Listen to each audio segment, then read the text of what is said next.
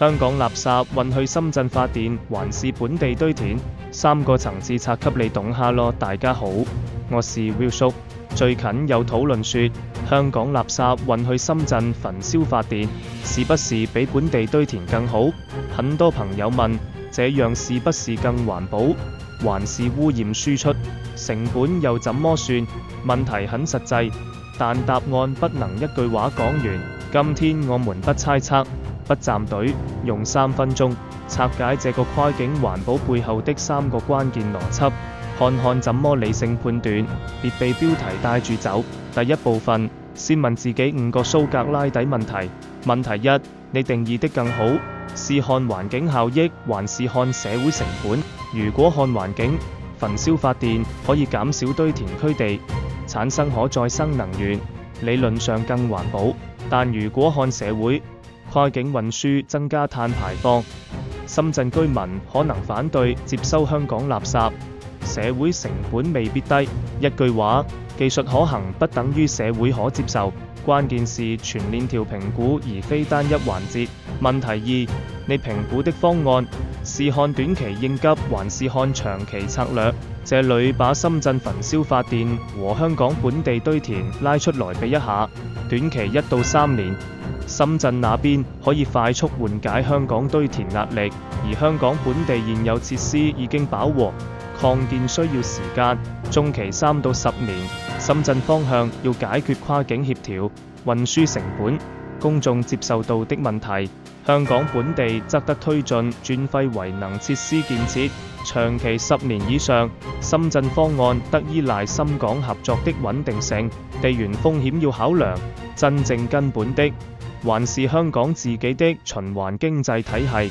一句話，應急方案不等於長遠策略，關鍵是時間窗口跟系統規劃。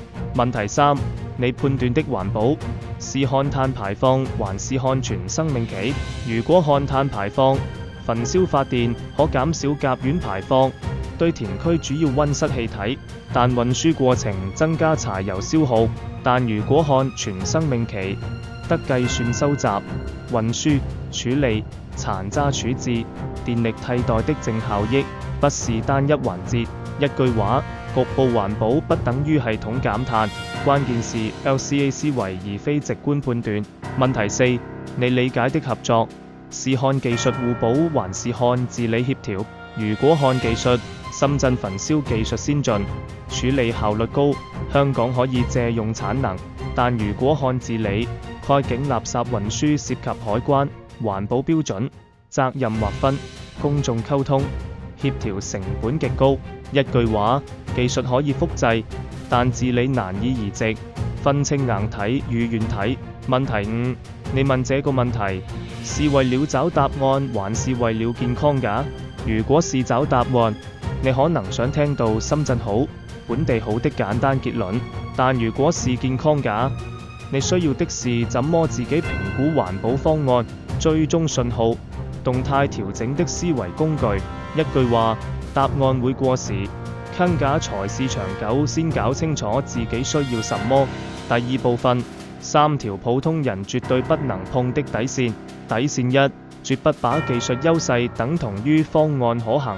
深圳焚燒發電技術確實先進，但跨境運輸涉及4件事：物流成本、通關效率、環保標準對接、公眾接受度。歷史教訓：2010年代，香港曾討論跨境處理建築廢料，最終因協調成本過高而擱置。風險是用技術邏輯代替治理邏輯，容易低估執行難度。一句話，技術是必要條件，不是充分條件。理性吹水，要看系統可行性。底線2，絕不把環保效益簡化為單一指標。焚燒發電可減少堆填地，產生電力，但也產生飛灰、二惡英等污染物，需要嚴格監管。堆填雖然地，但現代堆填區可以收集甲烷發電，復耕後變生態公園。風險是用一個優點掩蓋多個缺點，讓評估失真。一句話，環保是多目標優化，不是單一指標競賽。分清權衡與取捨。底線3，絕不把跨境方案美化為雙贏結局。深港合作確實有潛力，但得考慮4件事：責任劃分、污染誰負責、成本分攤、公眾溝通、應急機制。一旦出現事故，比如運輸漏、處理超標，跨境問責會很複雜。風險是用理想情景代替風險預案，容易忽略黑天鵝。一句話，合作是動態博弈，不是靜態協議。理性吹水，要看風險邊界。第3部分，3個清醒認知加普通人追蹤方法。認知1：環保方案的核心是全鏈條評估，而非單一環節。普通人怎麼追蹤？我整理4個維度。第一是碳排放，關鍵指標是垃圾運輸旅程、焚燒跟堆填的淨碳效益，可以查環保署香港氣候行動藍圖跟學術研究，每年追一次。第二是經濟成本，看跨境運輸成本、處理費用、電力收益，查立法會文件跟招標公告，事件驅動就行。第三是公眾接受度，看深港兩地民意調查、社區諮詢進度，揸政府諮詢文件跟媒體民調，每季看一眼。第四是政策協調，看深港環保合作協議、跨境廢物管理新規，揸環保署跟深圳生態環境局官網，也是事件驅動。關鍵問題，這個方案是局部優化還是系統改善？認知2：普通人參與的關鍵是理性監督，而非情緒批判。不同角色有不同策略。一般市民的話，建議參與政府諮詢，理性表達意見，關注全鏈條數據，而不是單一標題。風險控制上要避免情緒化標籤，像是污染輸出這種。聚焦專業討論。投資者的話，可以留意循環經濟、轉廢為能相關標的，但別單一壓住跨境概念，要分散配置，關注政策不確定性。創業者的話，可以探索垃圾分類、資源回收、環保科技的新機會，但別過度依賴單一政策，要預留合規成本，保持業務彈性。一句話，不同角色、不同看法，先搞清楚自己需要什麼。認知3：理性參與的前提是接受複雜性。垃圾處理涉及技術加經濟加環保加社會加治理的複雜互動，沒有完美方案，只有相對優化加上動態調整。一句話，認知升級的核心是學會與複雜性共處，而不是追求簡單答案。第4部分，3個清醒認知。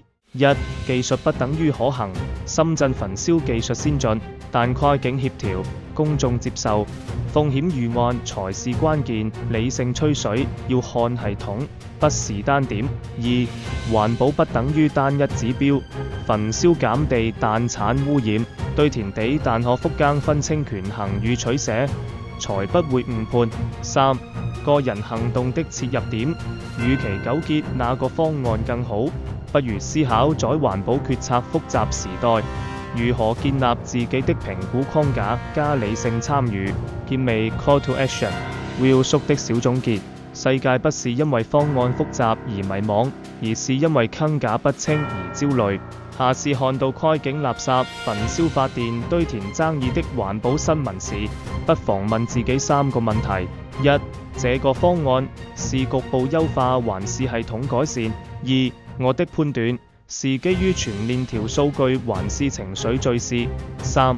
這個資訊對我的認知、消費、參與有什麼可執行的調整啟發？